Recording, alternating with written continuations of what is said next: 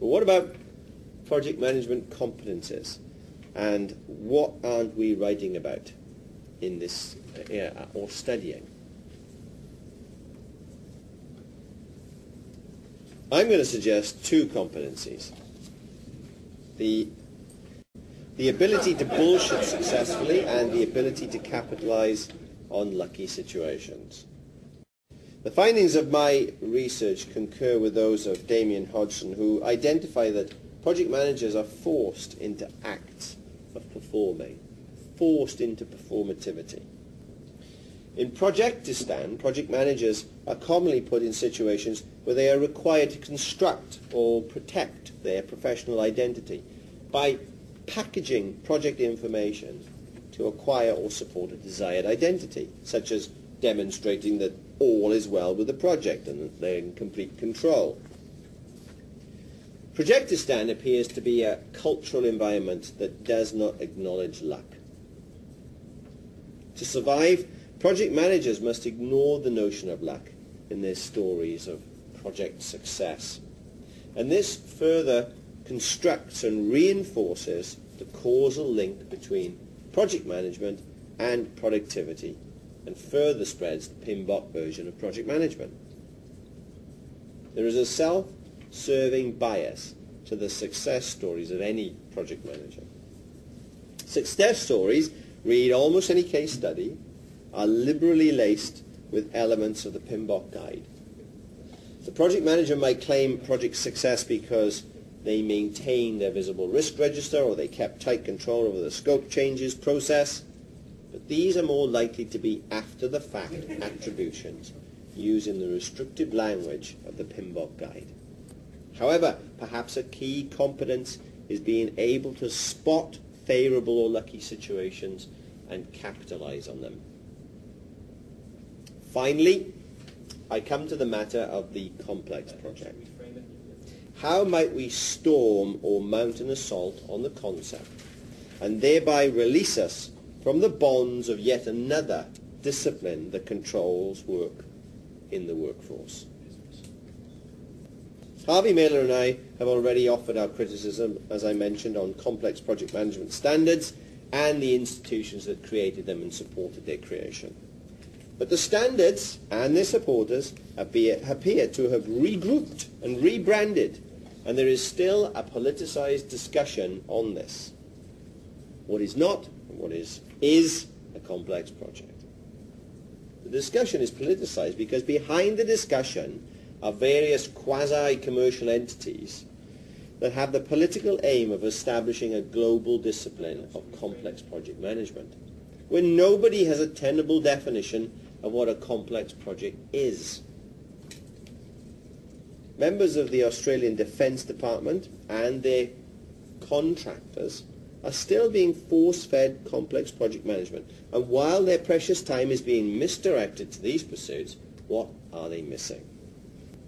Of course, such activities are of some benefit. One executive from a government contractor told me that whilst he still has no idea what a complex project is, his time on the DMO complex project management course has taught him who's who in the zoo and how to navigate the complicated process that is contracting with the Australian Defence. But our revolution is concerned with bringing enlightenment to the management of projects and letting all varieties of managing projects see the light of day.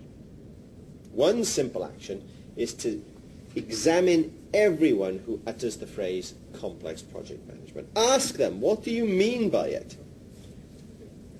A speaker I heard a few weeks ago got themselves tied in knots by trying to explain that, of course, an F-111 is not a complex project. It is a complicated project that becomes a complex adaptive system as soon as a pilot sits in it. This is wrong. By the same line of reasoning, a spanner, which is not complicated because it has few parts, becomes a complex adaptive system in the hands of a mechanic. What the speaker failed to understand is that it is the human, the pilot or the mechanic, that is the complex adaptive system, and the jet or the spanner is merely a tool they use. A jet is used by a complex adaptive system, a pilot, to deliver weapons to a target. And the spanner is used by a complex adaptive system, the mechanic, to tighten nuts. Don't just accept what speakers such as these have to say. In the spirit of the Enlightenment, question them. Push them for an explanation. In my experience, they don't have a sound one. Harvey Mailer and I and others who've spoken out on the topic of complex project management have no issue with discussing complexity on project work. Projects, whether you define them in objectified terms or in terms of constructs for learning and building knowledge, are an emergent property of human social systems. All projects exhibit some complex behavior. All project behavior harbors various dimensions and amounts of complexity.